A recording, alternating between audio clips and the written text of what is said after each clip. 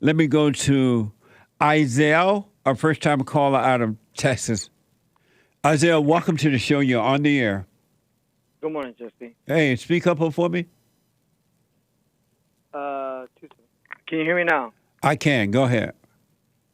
I love you, man. I had quite a bit of hardship in my life, and I got over it. And my parents were kind of Bible thumpers and things like that. But just over the past few years, I've been listening to you before the pandemic, and you introduced me to a different way of supporting religion. Before that was, again, holy roly Bible thumpers, praise and worship, which I guess is okay, but That's not okay. like Not the at logical all. thinking.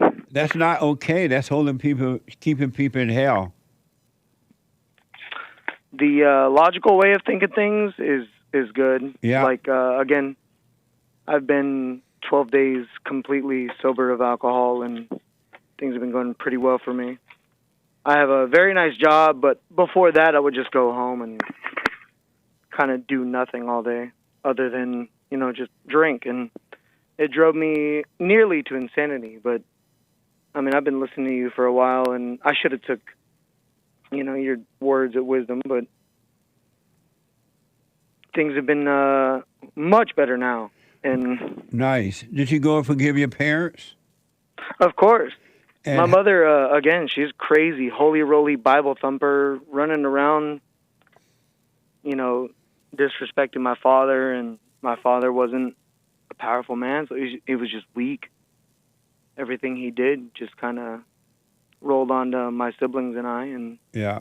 I'm just not going to let that, happen. But, I mean, my parents were realistically on, like alcohol and things like that when they were younger and when I was a child.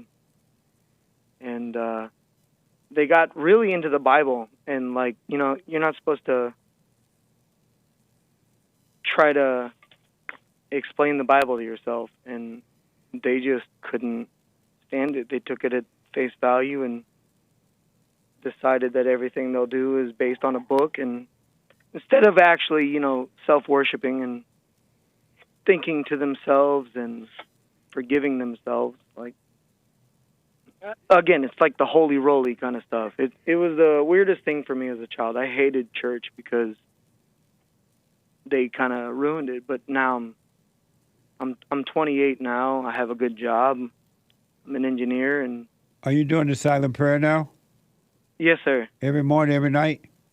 Every morning, every night. Stay with it. Stay with it. Isaiah, and you have not seen anything. It will become clearer and clearer and clearer for you. It's going to be mind blowing. Yeah, I'm telling you, it has done numbers for me. Yeah. And it only All get people better. out there that are lost, I feel, I weep for them. My parents literally named me after the weeping prophet, Isiah. Like, you've done numbers for me, man. I'm telling you, like, before all this, I had nothing. Now I own my own car, and I'm paying my rent on time. I'm 3 months ahead on rent. Like, everything is fine. All my bills are paid for. I feel content with my life. Right on. Well, it's going to get better if you stay with it. Stay with it. It will get better, and you will have a clearer mind, and you will just live your life. Life will just happen for you. You won't have to try to make it happen at all. So stay with it, man. That's amazing. How do I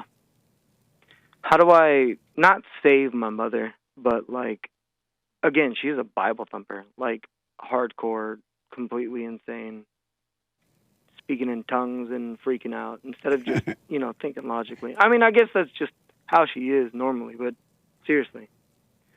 And so, I tried to tell her one time that I forgive you for all the things you've done, and she raised hell, like, hated me because I tried to tell her, like, you did all these things, and I don't know, she just lost her shit, I guess, or excuse me, she and you want to know how can you save her? yeah, like, she goes to a cowboy church down here in Texas. But why do you think you need to save her? Every time that my siblings and my father try to talk to her, my father and her are still together. It's been like 27 years. And You I don't know. Every time I try to talk to her and speak logically, she just freaks out. Yeah, I just leave her, let her suffer in her own hell, and when she's ready to come out of it, if she ever get ready, then she'll be saved by God. She'll be saved by the truth. But there's nothing you can do at all about it. So don't even try.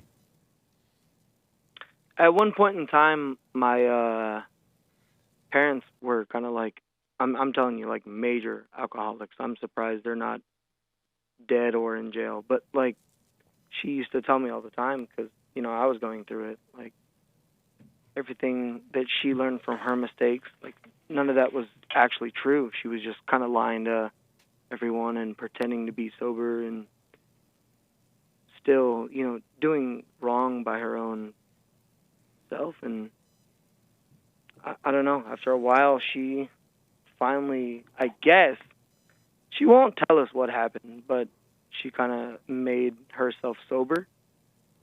And my siblings and I still have kind of doubts. And I mean, she's nuts. Like, don't get me wrong. Like, with or without alcohol, she is nuts, 100%. But you know, when you like, ask your father why did he protect you, lost. When you ask your father why did he protect you from her, what did he say? He's weak. He has no answer. There's, you know, like, they pretend they're godly people. So, well, let me do this because of time. You just continue to live your life and let them live their life the way they want to live it, and you just wish them well and go on with your life. And because even God is not going to force her to change, He's going to let her live in her hell until she's ready to change, and if she's ready. I tried to put you on her to your podcast. She's nuts. She raised hell thinking you're crazy. I was like, dude, you are look in the look in the mirror. Like, all right, buddy, I got to run. Call me again, all right? I love you, Jesse. All right. Like, seriously. Okay. Tell HAKE and tell the anchor baby Nick, I love you guys. Don't keep your head up. All right. Thank you, brother. I appreciate you. Yes, sir. All right.